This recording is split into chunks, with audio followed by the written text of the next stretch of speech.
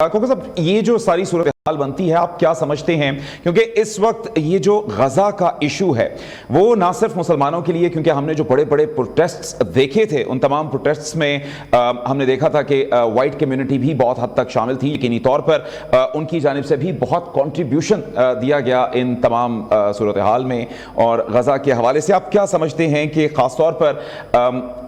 Trump کے حوالے سے اگر وہ آتے ہیں، کیونکہ وہ آج بھی یہ کہتے نظر آتے ہیں کہ مسلمان اگر اپنی بہتری چاہتے ہیں تو وہ مجھے ووٹ دیں، تو کیا اتنا بڑا پالیسی شفٹ ہوگا؟ اور جو اسرائیل کی اس وقت جو جنگ جاری ہے جس کو وہ اپنی بقا کی جنگ سمجھ کے لڑنے کا ایک بار بار بیان دیتے ہیں، تو کیا اس میں کچھ چینج آ سکتی ہے؟ دیکھیے، جہاں تک اسرائیل کا معاملہ ہے، میں آپ کے سوال کے آخری سے شروع کرتا ہوں۔ اس میں دونوں جو امیدوار ہیں یا جو دونوں جماعتیں ہیں ان میں کوئی آپ کو کوئی واضح فرق نظر نہیں آئے گا۔ دونوں بالکل اپنی جسے کہتے ہیں راک سالڈ سپورٹ بہائنڈ اسرائیل، وہ اس کے دائی ہیں اور وہ اس کو بالکل اس کا برملا اظہار کرتے ہیں۔ بالکل۔ جہاں تک اس بات کا تعلق ہے کہ ڈونلڈ ٹرمپ نے کہا ہے کہ وہ جنگ بندی کرائیں گے، جنگ بندی کی بات کملا ہیرس نے بھی کی ہے۔ یہ ضرور ہے کہ چونکہ ڈونلڈ ٹرمپ کے دور میں کوئی نئی جنگ شروع نہیں ہوئی، اس لیے انہوں نے اپنی ووٹر بیس کو بہت کامیابی سے یہ باور کرا دیا ہے کہ وہ جنگوں کے حق میں نہیں ہے۔ اور جو مشیگن میں جو مسلم لیڈرز نے ان کی حمایت کا اعلان کیا، وہاں پر جو تقاریر ہوئی اس میں یہ کہا گیا کہ جی ٹرمپ چونکہ جنگ ان کے دور میں شروع نہیں ہوئی ہے اور یہ جنگیں ختم کرنے والے پریزیڈنٹ ہیں، تو اس لیے ہم ان کی تائید کر رہے ہیں۔ لیکن یہ ضروری نہیں ہے کہ مسلمان ایز اے ووٹنگ بلاک، اب ظاہر ہے ایک تو ان کی بہت زیادہ ان کے ووٹنگ بلاک کوئی کی فیصلہ کن ان کو حیثیت حاصل نہیں ہے، لیکن پھر بھی بہت سے لوگ ہیں مسلمان ہیں جو کہتے ہیں کہ وہ کاملا ہیرس کے لیے ووٹ کریں گے۔ تو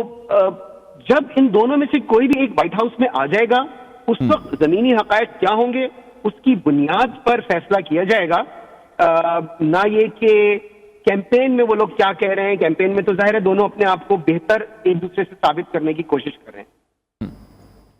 اچھا، لیکن یہی پہ بات کہ اگر یہ کیمپین میں اپنے آپ کو ثابت کرنے کی کوشش کرتے ہیں تو کتنا یہ جو ہے مشکل ہوتا ہے اپنی اس کیمپین میں، جس کی مدیحہ بھی بات کر رہی تھی، کیے ہوئے وعدوں سے ڈائیورٹ ہونا، کیونکہ الٹیمیٹلی آپ نے جب وعدہ کر دیا اور عوام کو کہہ دیا کہ یہ چیزیں ہم کریں گے، تو اس سے ڈائیورٹ ہونا اور پھر اس کے بعد ایکسپیکٹیشنز اپنی لگانا کہ ہم دوبارہ سے ہی اسی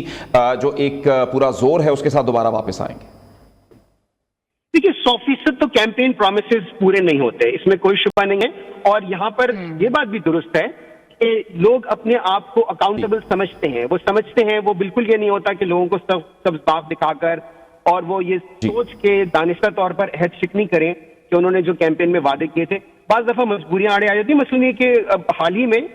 صدر اوباما جو بعد میں صدر بنے، جو سب امیدوار تھے، وہ کہتے تھے کہ وہ گوانٹانامو بے بند کر دیں گے ڈے 1۔ انہوں نے ظاہر اس کے لیے کچھ کاوش کی، وہ نہیں کر سکے، لیکن وہ 2004 کا الیکشن پھر بھی جیت گئے۔ اسی طرح سے ڈونلڈ ٹرمپ نے کہا تھا کہ وہ میکسیکو کے بارڈر پہ وال بنائیں گے، وہ وال مکمل نہیں ہوئی، لیکن اس وقت ان کی پوزیشن بہت مستحکم ہے، بہت مستحکم۔